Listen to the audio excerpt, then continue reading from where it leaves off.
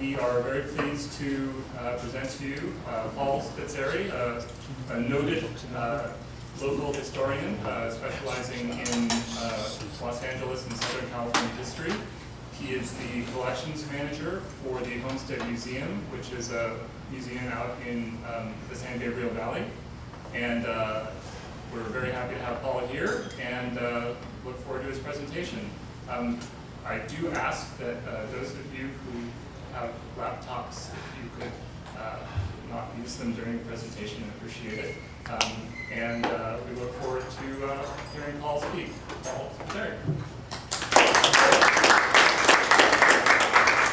Hi, good afternoon. Great pleasure to be here and come out to Santa Monica. We're at 70 instead of 85 or 90, where I'm from, which is the beautiful city of industry out in San Gabriel Valley. Kind of an incongruous place for a museum, by the way. The city of industry, if you know anything about it, has about 400 residents and 90,000 people who work there during the day. And the museum is about the only attraction there is in town. We're a remnant of an old Mexican-era ranch called Rancho La Puente. One time about 50,000 acres. So just to use sort of freeway as guidelines, it's 605 on the west, 57 on the east, 10 on the north, 60 in the south, and slightly beyond all four of those. And what our approach is to talk about the bigger picture in Southern California, what's happening on a broad scale, but using these families as a case study, kind of humanize and personalize the understanding of history. A lot of people go to historic sites and you get all you want to know and more about just those people, as if they lived in a vacuum and nothing happened out there in the world. So our idea is to flip that on its head and talk more about Southern California, using these people as one view, one lens to understanding how things were happening. Our time period is 1830 to 1930, which is still pretty broad. Our mission is to interpret the region and the families during this time period with the goal of, and this is how we phrase it, foster an understanding of how history impacts our lives. And if you've ever sat through mission statement meetings, this was months and months and months of parsing out what things mean. For example, should it be impacted? How did history impact our lives, past tense, or should it be present tense to sound like we're proactive and making a connection to the present and all of that? We also had a lot of fun figuring out if we should use the word diverse to describe our audiences, and since we have diverse programs and all that. But the goal is to try and make some meaningful connection between what is happening now and what happened at a more remote past. The map up here is a public survey map of 1854 in Los Angeles, and obviously a far different place than what we see now. We'll talk a little more about those early years and how the community developed. We have four main themes that we talk about. They're not the only ones that we discuss, but they're the main ones. And being a historic site, having houses, architecture is one of those. We have two pretty distinctive homes, and we'll go through some of that a little bit later. The first one is the Workman house, an 1842 adobe that was remodeled in the 1870s. It's not in this picture, by the way. A second house is a 1920s Spanish colonial revival home. The neat thing there is just with the homes, you get a broad range of time periods, from the Mexican era of the 1840s to the very metropolized Los Angeles of the 1920s. This is actually a family ranch, one of the Workmans owned. It's Main and 10th in downtown, a pretty gritty industrial area now. But that used to have banana, tobacco, pear, persimmon, all kinds of experimental agriculture. We were talking before the discussion here about how fertile this land was. This is one of the great agriculture areas in the world, probably, in its peak, and you wouldn't know it now. So it's just a question of how much things change. And therefore, economics is one of our other main themes. Household management, dealing with how people live in their houses, is a third theme. And the fourth one is leisure. What do people do for fun? And as Los Angeles develops into a resort destination and a health destination, believe it or not, at one time, those are parts of the things we try and talk about. Again, the idea of going through a broad, expansive time with a lot of transformative change is pretty important for us. So the 1840s, this is the frontier. It's the end of the North American continent. It is the tail end of the Mexican era. This is a drawing of what Los Angeles may have looked like. You never know with these kinds of things. I don't think there's a sombrero laying on the bottom right corner. That's probably a little symbolic thing there to say this is still Mexico. Drawn by an American soldier with the invading army in 1846. So even that has its own dynamic as far as what the description might be. Maybe he's making it look worse than it was to show Americans that this is a backwards community and manifest destiny needs to come and transform all this and make it Americanized. By the 1870s, which is another key decade for us, Los Angeles is still a small town, but it's sort of on the cusp of becoming a city. Just about there in terms of some of the things we're used to thinking of, different kinds of architecture, small manufacturing, light manufacturing. The harbor is being dredged out in San Pedro. It's still primitive, but it's starting to become a commercial port. Banking is introduced in Los Angeles by this time, just to give you a few examples of how things are changing. And the Americanization, the old adobe homes are torn down.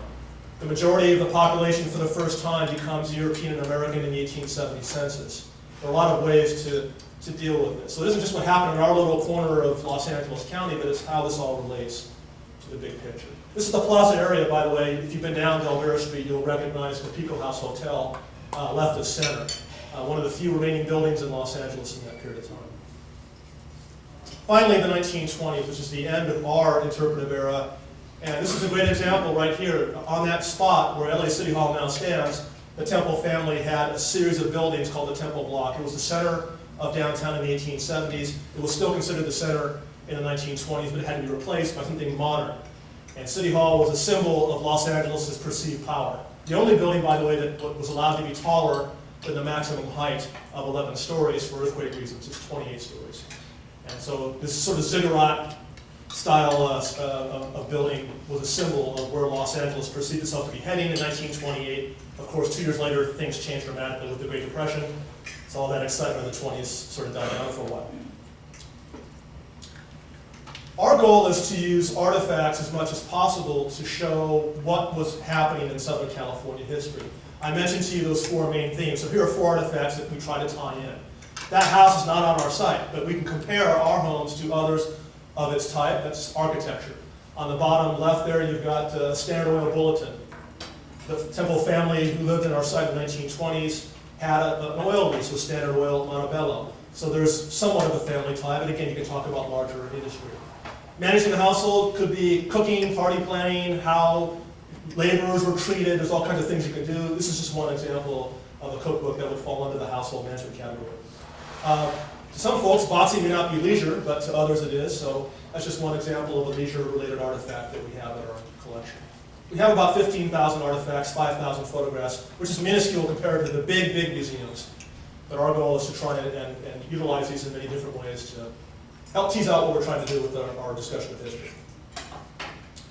Everyday items are pretty important too. And even a pair of shoes can have a lot of meaning. If the shoes tell something about how women lived or how uncomfortably they might have lived, not those shoes in particular, but there's a lot of things you can do with things like that. The photograph there of school children isn't just about school children. You could look there and try and figure out what the demographics might have been for a school like that. How many of those kids were Hispanic? Because 4 years after that, they created a separate school for Latino children.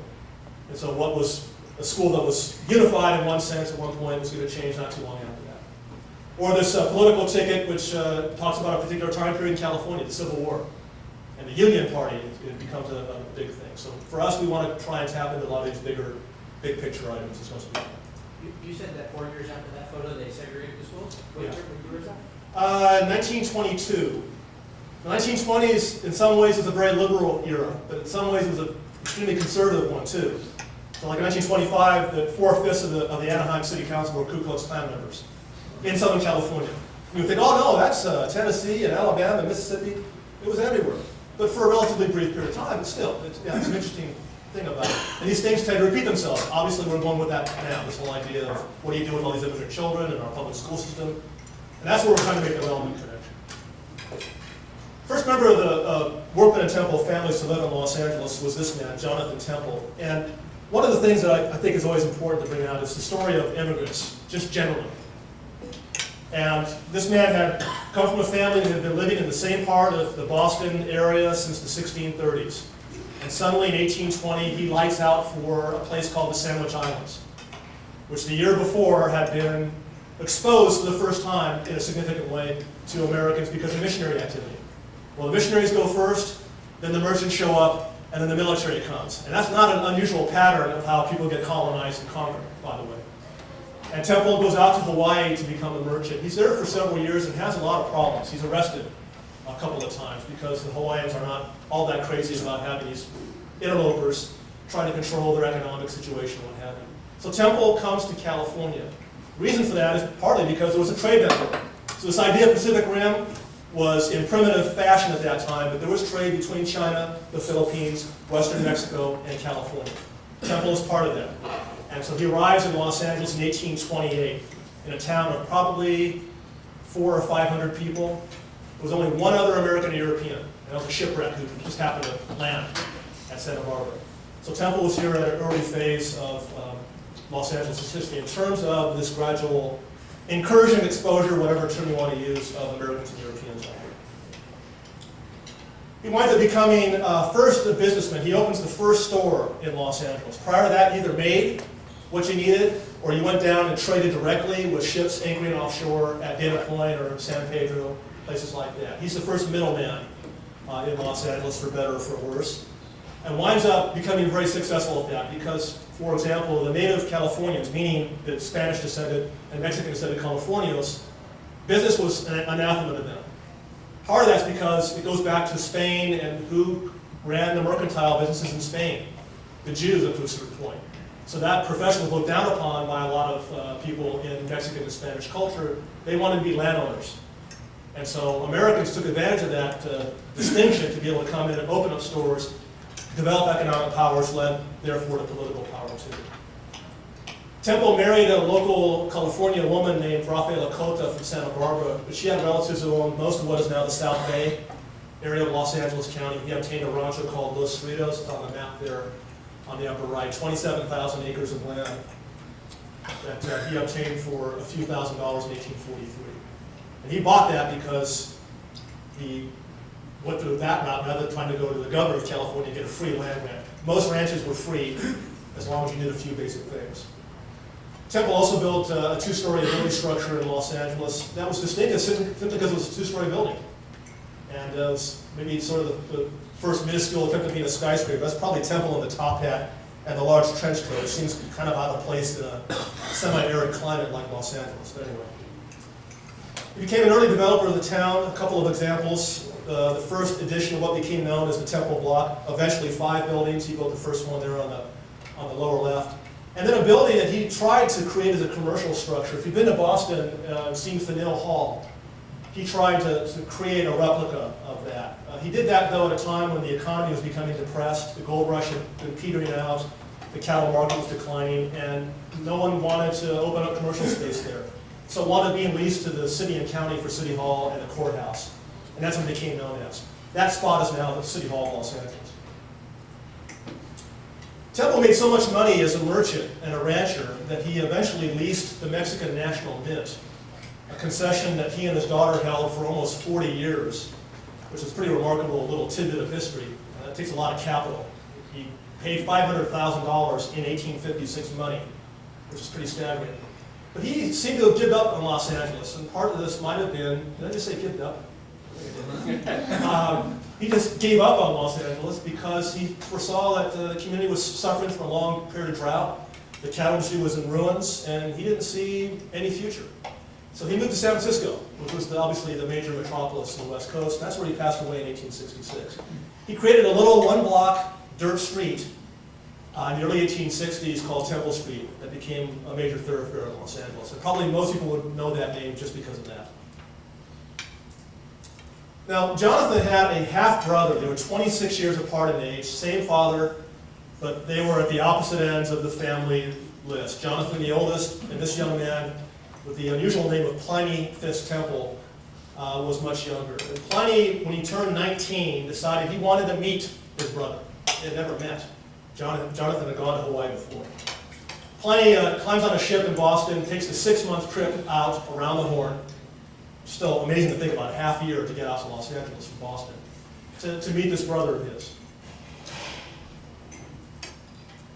And young Pliny, with the interesting haircut there, wound up staying. He was going to come visit for a year, promised his mother, and there's even letters about this. Oh, I'm going to come back, mother, don't worry. Never did. Well, he went back once after she had passed away. Pliny stayed in Los Angeles and became a clerk in his brother's store, and he met a young woman whose family had arrived in California the same year he had, 1841, but by a different route, an overland route. The young lady was Antonia Margarita Workman, which is an interesting name. Obviously, she's coming from a dual heritage situation. Her father, William Workman, was a native of the far northwestern corner of England. And again, this idea of immigration, people in this little village, which is still 300 people, still talk about this guy. Because he left this little town, and most people throughout the world would never go further than 50 miles or less from their home village.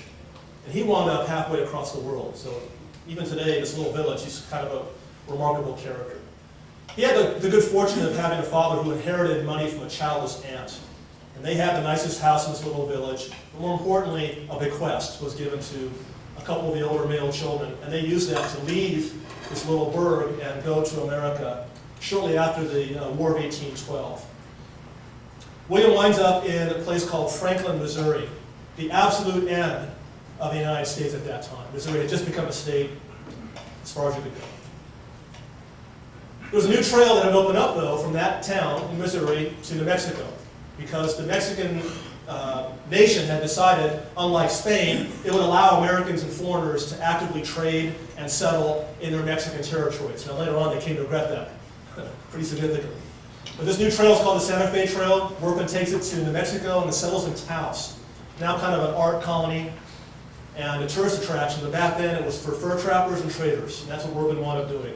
Trapping fur, opening the store in Taos. And there he met a man named John Rowland, who was an American of Welsh background, and the two of them distilled. They made a product called Taos Lightning. That would be a good thing to have at lunch over here. You know, fur trappers are out in the wilds for 6 months. They're not going to settle with a beer or something tame like that. Workman became a Catholic in New Mexico. I think he was probably Episcopalian or Anglican. In England, took a name, Juliana's baptismal name in 1828, and had a common law marriage. And this is an interesting little thing. The priests charged so much money for a marriage that up to 40 to 50% of all people decided to forego a church marriage and just live common law. And Workman didn't marry his wife formally until they got to California, and it was a lot cheaper to do that. Now you go to Vegas to have a cheap marriage. The marriage produced 2 children, the daughter I mentioned before who married this Pliny Temple, and a son named Jose or Joseph. Terrible map there, I'm not even refer to that probably, except to say that that's New Mexico, so good luck figuring that out. Workman was in New Mexico for about 15 years. The Texans had achieved independence from Mexico, Davy Crockett and the Alamo and all that good stuff. And the Texans began to agitate to move their border further west into New Mexico, and specifically the Rio Grande River. The problem for the New Mexicans was all their major towns just happened to be on the Texas side of the river, Albuquerque, Santa Fe, Taos, and this caused a little bit of friction. Workman and his partner Roland were accused of being involved in this, and they decided to leave for political reasons and go to California. And even though it's another part of Mexico, it was seen as remote enough where they could probably get away from the political problems in Taos and find a new life in Los Angeles. They arrived in 1841 overland on a trail called the Old Spanish Trail. And by the way, they passed a little encampment with a trickle of water called Las Vegas. Kind of hard to see, but there's a map at the top that shows the 2 main routes to get to California. It just so happened that at the same time, Workman, Roland, about 25 New Mexicans, and some Americans and Europeans were coming on the southern route. The first wagon train had left Missouri to go to Northern California.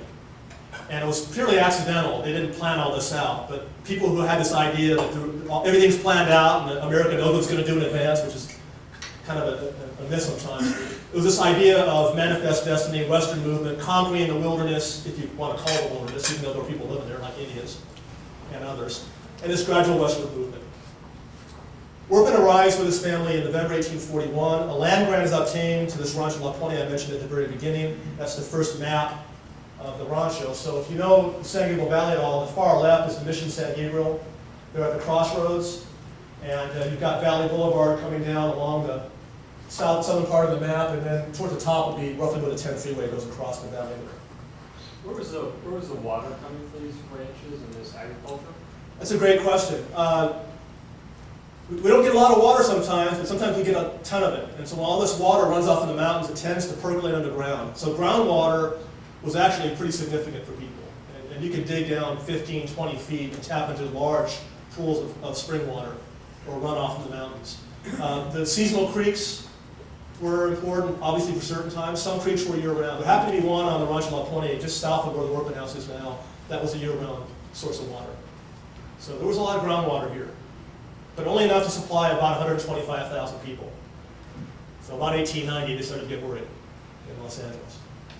Workman was very involved in politics in the early years. He helped a man named Pio Pico become the last governor of California, sort of an internal little civil war in this remote territory of Mexico.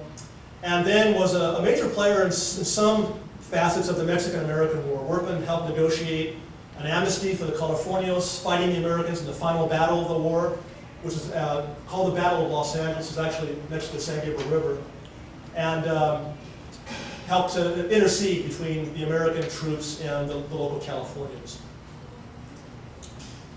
9 days after the Mexican Congress ratifies the treaty ending the war, only 9 days later, James Marshall discovers gold at Coloma, Northern California. And I often wonder what had happened if they had found gold 3 years before or 5 years before when it was still Mexico.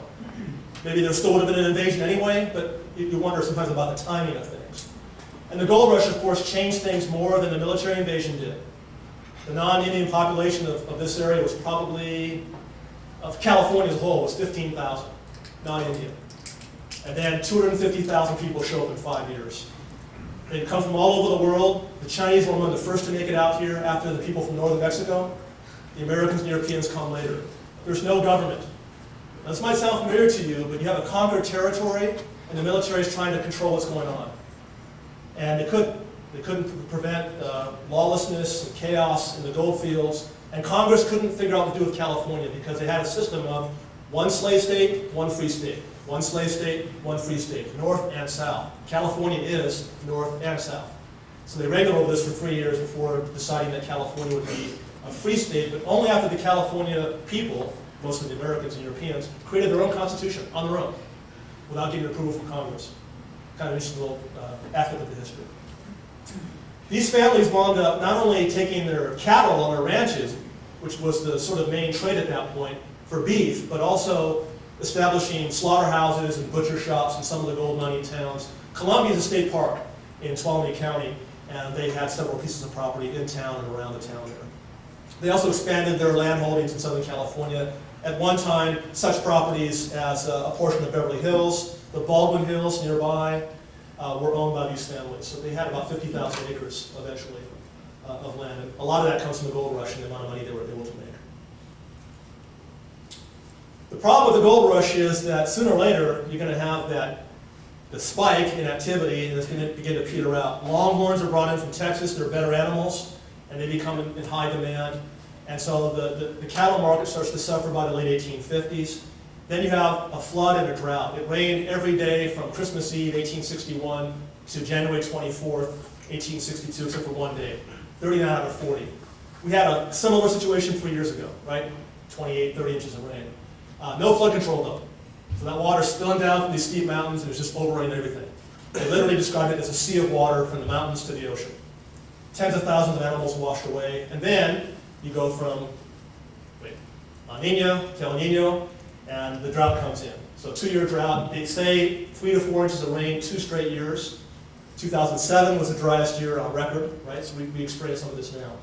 What happens is the change becomes from cattle to agriculture. Unfortunately for the native Californians, Mexican and Spanish descended, they only relied on cattle. They didn't farm as a backup. Most Americans and Europeans did farming as well as cattle, and most of them were able to survive this. Agriculture becomes the king, and the population starts to change too, primarily because of the Civil War and immigration from the southern states, as well as from the Northeast. So Los Angeles begins to look more like a town or a small city. The photograph at the bottom left shows the expanded temple block, the 4 or 5 buildings now that have been completed by 2 members of the family, 2 brothers, all where LA City Hall now stands. The beginnings of the oil industry out in what is now Santa Clarita, not too far from Magic Mountain. The first producing oil wells were made out there. The temples had the first steam-powered oil well in California. built their first refinery. They were crude, they were simplistic, they didn't get a lot of oil, but they were making the first initial efforts. It's kind of hard to see, but on the bottom there, that is this area. The Temples were pretty active in a project to build a railroad from Santa Monica to Los Angeles, which got completed, and then from Los Angeles to Inyo County for silver mining, and eventually they wanted to go to Utah. They didn't get that far. Santa Monica was a resort town created by a a U.S. Senator from Nevada named John Paul Jones, and Temple was his partner in developing a railroad for that, back in 1875. Unfortunately for the Workmans and Temples, they were pretty good farmers, pretty good ranchers. They had a lot of ideas for business, but they weren't very good at running a pretty vital function, which is their bank. They had a business partner originally in the second bank in Los Angeles. That man went on to run Wells Fargo and other important financial institutions. They should have stayed with him. They didn't. They went on their own and formed their own private bank. No stockholders, no shareholders, no government regulation. And as a result, they invested heavily in speculative enterprises, mining, real estate, railroads, and failed in 1876. They borrowed money from a guy named Lucky Baldwin, and they mortgaged some of their property, which is why the Baldwin Hills has that name. And Baldwin foreclosed, and they lost everything. William Workman, who lived at our site in this house on the right, committed suicide as a result of this bank failure. His son-in-law, the president of the bank, was ironically elected Los Angeles County Treasurer just as the bank was starting to go under. The further irony is that he didn't take office for 9 months and nobody asked him to resign. And he's probably the only bankrupt county treasurer I know of. Served his 2-year term with a deputy who probably did all the work.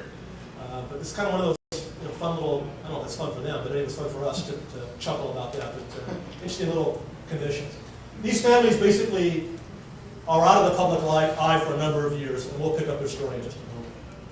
Meantime, William Workman, who established our site, had a brother whose family came out in the 1850s. The brother died in a cattle driving accident in the gold fields, and had 2 sons, though, that became pretty powerful people in Los Angeles. Elijah on the left and William H. Workman, not to be confused with his uncle William Workman on the right, or maybe to be confused. These men were on the school board, what they call the Common Council, now the City Council, involved in park development. William H. Workman was the mayor of Los Angeles during what was called the boom of the 80s, 2 years. 50,000 people showed up in Los Angeles to settle here, one of those sort of hyper booms we would see in the 19th century in real estate. Also was a city treasurer for a number of years, pretty instrumental in helping to raise the money for the Los Angeles Aqueduct. These folks were more conservative. They didn't get involved in risky business speculation, and consequently they maintained their presence for a lot longer in the Los Angeles area. Second generation of that family, these are children of the William H. Workman you saw before.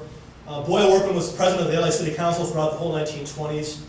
It's the era of the library, Union Station, the City Hall, the Coliseum, a lot of major public works projects at that time. Ran for mayor in 1929 against a used car salesman and lost, which is probably a good thing because the Great Depression started the next year. That would not have been a lot of fun to preside over, probably. And then Mary J. Workman, the only woman in the family who's had any public presence at all, and she had a pretty remarkable story. She was really involved in Catholic charity work, but also civil service reform. She sat on the Civil Service Commission in the 1920s and presided over it. She was a big proponent of unions in a very union-unfriendly town, and also during World War II was an active crusader for peace, and not actually going to war at that period of time. Continued to be pretty active until her death in the 1960s. There has been an article written about her that's, if you're interested in that kind of thing, I can tell you more about that afterward. All right. Very quickly, and I mentioned this talking to people before we started, and that is Los Angeles as a created place. The natural environment, we don't see much of anymore, obviously. It's been almost completely transformed. We can see a little bit of the Santa Monica Mountains and do those kind of things, but to create a Los Angeles is one of the remarkable stories about America. And I don't mean that remarkable in a good way or a bad way necessarily, just notable. First of all, the railroad directly coming to Los Angeles is key to all of this. That happens in 1885, and the following 2 years is this dramatic boom I mentioned a few moments ago. Tens of thousands of people coming here, some of them discovering that they bought pieces of property when they were in Iowa that sit in the middle of the dry riverbed, which is a common sort of scam for real estate scam artists back then. So the boom of the 80s is what I'm referring to here. Then they realized, not too long after that, they had a water problem. There was only enough water, as I said before, for maybe 125,000 people. So the idea is to, and this is the polite euphemism, engineer it. The other is to steal it from Eastern California. But to build the Los Angeles Aqueduct was a pretty amazing project, 240 miles, and a lot of gravity flow and a lot of pumping up steep mountains. Really one of the remarkable achievements of that era in terms of public works. And the man-made harbor in the 1890s, probably the federal government's first major public works project on the West Coast of any significance. And small government was the order of the day in the 19th century, at least up to a point. And then they realized if you're going to expand the economy and encompass all these immigrants, you need to start having bigger government. And of course, we're still debating what big government is supposed to be. And the LA Harbor is one of the first examples of that conflict. There were a lot of conservatives that didn't want to do it. They thought it was a waste of money to do that. Population growth is going to follow. You get the railroad, you get the water, you get the harbor and other things, and people are going to start moving here in big numbers. The population doubled or tripled every decade from the 1890s onwards. Yes? Most cities that develop usually develop around a harbor. Why was it that LA started so far inland and not at the harbor and everything back from there? Yeah, there's a couple of ways to look at that. And one is it's either going to be a harbor or a navigable river. And that was the old pattern. If you were Cincinnati or Boston or New York or St. Louis, that was how you did it. Or New Orleans if it's a port, for example. Los Angeles was not intended in its original founding by the Spanish to be anything other than a small settlement to support a mission, which is San Gabriel. So that's why the siting was important to them. It was a narrow focus. But later, as they start thinking about, can Los Angeles compete with San Francisco? Can it be more of a southern metropolis? That's why the shoestring addition became important. That's the little piece of land from downtown to San Pedro. And that was kind of a unique thing. So you had to create it. You had to make Los Angeles into a city, because it wasn't going to be anything larger than a small town otherwise. Yeah.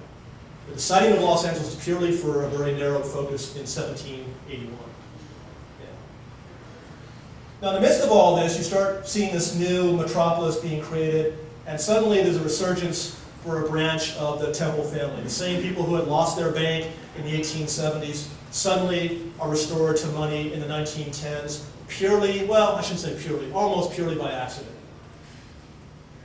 Walter P. Temple is a grandson of William Workman's. His father had been that Pliny Temple I had mentioned before. So his father and grandfather had owned this bank. When he was a small child, it all fell apart. And he inherited 50 acres of farmland in what is now South El Monte, just south of the 60 freeway near the 605. Was raising walnuts and apples out there, constantly in financial trouble. But he had a friend who worked for an oil company called Standard. Standard's now Chevron, BP, Amoco, whatever they call these multi-name companies now. And the friend said, well, they found oil in North Lawrence County and they're looking for adjacent fields. And one of them they were looking at was what was the Montebello Hills. Land owned by the Workmans and Temples before their bank failure, lost to Lucky Baldwin. Baldwin's estate still owns it. So Temple and his friend approached the Baldwin estate and said, we'd like to buy some land up there. And the man says, well, yeah, you can have that worthless chaparral, but I want the mineral rights. And these guys said, well, it's not worth anything. Why don't you just give us the mineral rights? And the guy yielded. And they couldn't afford to pay it in cash, so they borrowed money from the Baldwin estate, okay, to buy this land, sit on it for 2 years. And the little boy there in the straw hat, second from the left, at the age of 9, is playing around up there after a rain, and a pool of water was bubbling, turning black, smelling like a rotten egg. And even a 9-year-old could figure out what that was in 1914. Ran down and told his father about it, and his father went up with a match, not real smart, lit it on the pool of water and the flame shot out. So natural gas and oil and all that. So these farmers were in overalls and bare feet and all that. Lower middle class family suddenly is finding wealth on 60 acres of land. About 25 oil wells, several gushers, and they went from where they were living in this adobe house there at the top, kind of a rustic old building from the 1860s, to a nice craftsman-style house in Alhambra, a growing suburb of Los Angeles, within a very brief period of time. So this fairly lucky strike of oil allowed this to happen for them. The Temples not only bought a house in Alhambra, they bought the old Workman family homestead out where we are now, mainly because of personal family connections to it. They wanted to own that property again. What Temple does is to speculate in oil. He thinks that now he's got some connection to the oil industry, he can just go on his own and do the same thing. It's like any small entrepreneur competing with Shell, or Standard, or Union Oil, the big conglomerates. And he has very mixed success with that. He tries in Mexico, Texas, Ventura, Huntington Beach, Whittier, a variety of places, and almost none of it works. He has some success, but very little. But what he does, though, is take his oil revenues and get involved in real estate, because the 1920s is a boom period. He's part of a syndicate that builds 2 office buildings. This is Main and 8th Street, if you know where that is, downtown. And trying to take part in this boom period. He extends his real estate into the San Gabriel Valley, the small towns of El Monte, San Gabriel, the larger community of Alhambra. Several buildings you see in these photographs were things that he built in these various communities. And then his own little town of Temple. Property owned by his father and grandfather before the bank failed, taken by Baldwin. Temple buys it and wants to build a memorial to his family on it. It's now called Temple City, but the original name was Town of Temple. The point with real estate, obviously, as we've all seen in the last couple of years is, right, when things are good, you can really make a lot of money, and you're banking on the future. He invested $1 million alone in this little subdivision called Temple City, and got into hock very quickly. Not unlike what his father and grandfather had done 50 years before with their bank, investing in similar types of enterprises. It's sort of strange that people follow patterns like that in their own family. Or maybe it isn't strange. Temple did have an active interest in preserving history. When I say that, it's history as they saw it at that time. He was a big supporter of the thing called a mission play. It's how the priests went to help all the Indians become civilized and Christianized, and they learned to work. And they sang songs during the play, and he felt good about what the Padres had done for the Indians back in the 1800s. He was the biggest donor of the playhouse for this play, which is still in San Gabriel, called the Civic Auditorium. Love that stuff. He built the first private memorial to a World War I soldier in California. He was very proud of promoting that. It still exists over in Temple City. Endowed schools and things that capitalists like to do to burnish their image a little bit with what they're doing. The problem is that by 1926, only 3 or 4 years into this capitalist phase of his, he's borrowing money from banks. The real estate market is declining, equity is dropping, and they had a very strange law called the Mattoon Act. If you lived in an unincorporated area and you couldn't pay your property taxes, guess who paid them for you? Your neighbors. And they had an assessment district.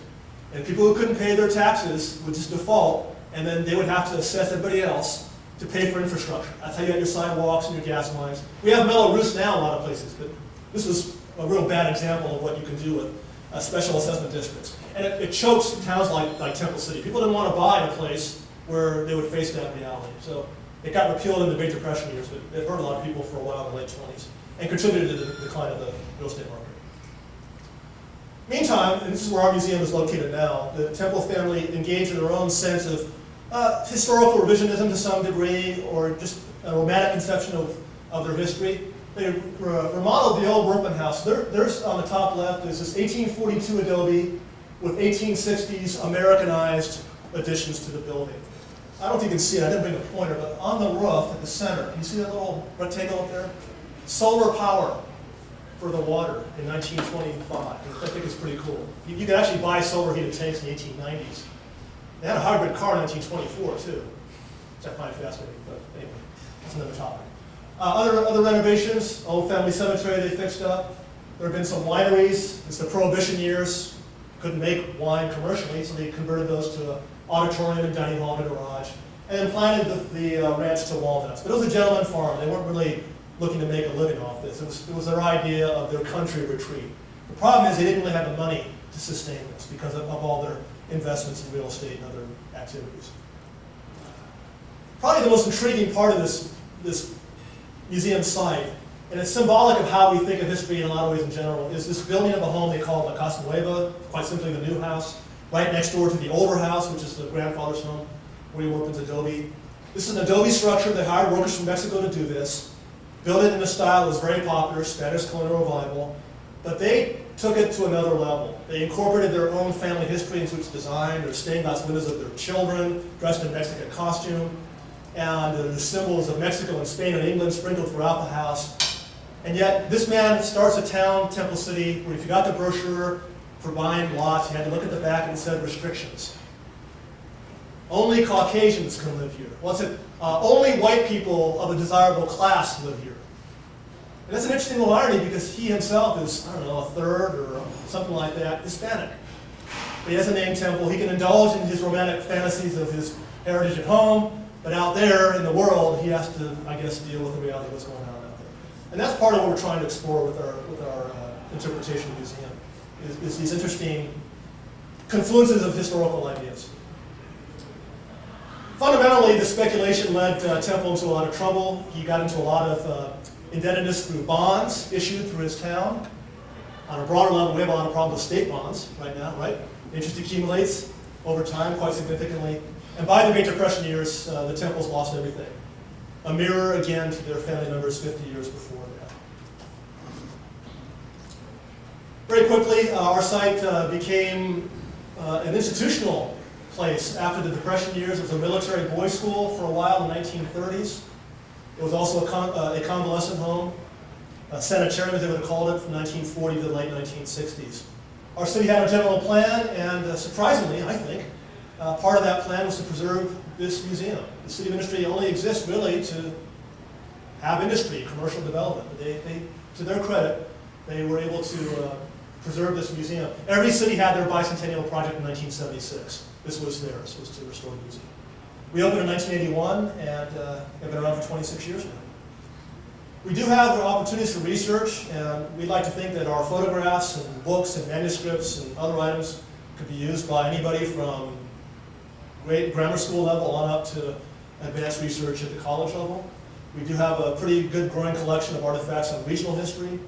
As I said before, our goal is to show history's impact on our lives in a real active sense.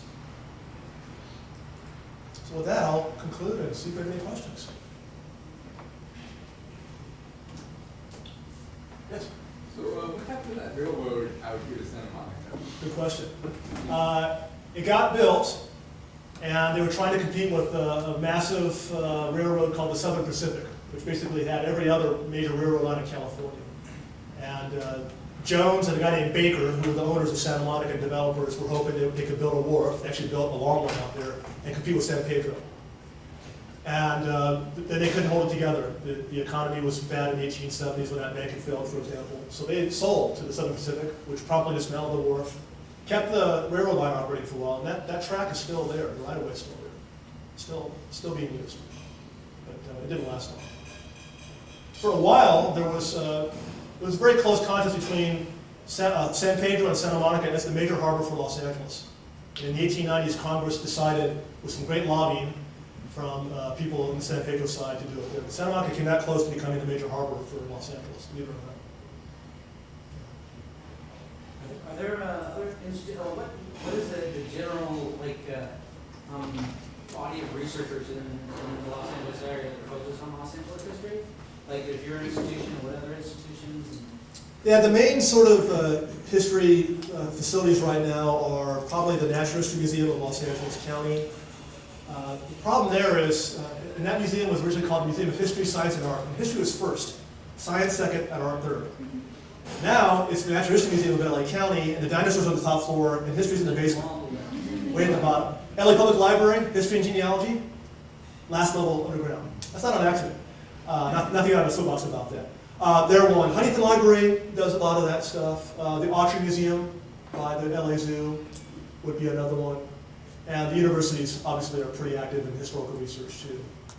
And there are a lot of small, little historical sites out there that are pretty interesting. There's still a couple dozen Adobe homes that you can see in the greater Los Angeles area. Yeah. So there's still a lot going on. Did you say the population was 500 people in the 1820s? In the 1820s, it was probably in the Pueblo itself. When they did the first census in 1836, it was a district. It was pretty big. It was about 2,000. And that would be from San Bernardino to the coast and all that. So yeah, very small. What about by 1920? 1920, it was, LA was about 600,000. By 1930, it was 1.2 million. And it literally doubled or tripled every decade for about 5 decades. Yeah, I kind of refer to early Los Angeles as the Siberia of Mexico. Nobody wanted to come up here because you couldn't travel by land. The Indians were too not happy to see you coming through their territory. Sonora southern Arizona. You had to go to the coast and travel by ship, and that was hard. And it was just not a desirable place to go to. Which seems ironic now, of course. But, What was life like in Southern California, Los Angeles area during the Civil War? Like, did all Civil War history texts that I've gone through in school and it's always about the East Coast and Yeah. those battles. But what about California? The Union was very worried about Los Angeles because a lot of the immigrants who came here came up from the South, because Los Angeles is South. Your route was through Texas to get here.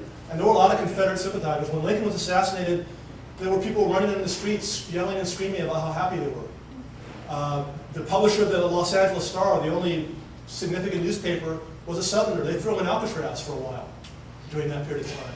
They established several camps out here. The Union Army did. One called Drum Barracks, it's still a historic site in Wilmington, to have some presence to see what was going to go on with all these Southern sympathizers. So yeah, there was quite a bit of that. Only 2 people that we know of joined the Union Army from Los Angeles, but dozens joined the Confederate Army at that time. So yeah, there was a big concern about that, but it was still remote. I mean, the farthest west any real battle took place was, Texas and New Mexico, and that was only for a brief period of time. But there was definitely concern about that. And then Fort Tejon was another establishment that was to guard the area for Indians originally, but then during the Civil War they were thinking about that too. Yeah. A lot of active sympathy for the South back then. The Democrats ruled Los Angeles in those years. All right. Anything else? So your institution is a collecting museum, Right. and so where do you get the ephemera from the 19th century or maybe early 20th century? Well, I remember in the last millennium, I used to go to dealers. I had to go to a building. I had to go shop and look at things. And the dealers would tell us, this is what it will cost you to buy this. You could negotiate a little bit. And then you had Antiques Roadshow, and then the little guy started eBay, right? And now it's all eBay for me. And the reason is because I'm not buying things that have a lot of intrinsic monetary value. It's everyday artifacts, and that's where I pretty much get things. It's that way. It's funny how that's changed. I remember a museum guy in a major magazine was just ranting and raving about how eBay was destroying the experience. You couldn't smell or feel the stuff, and you could get ripped off. And I was thinking, you don't think a dealer ripped you off if you went to the store and he was going to say, it's like covenantor, right? Let the buyer do work. So yeah, that's pretty much how we do it now. It's all by eBay. Anything else? All right, well, thanks for coming out. Appreciate it.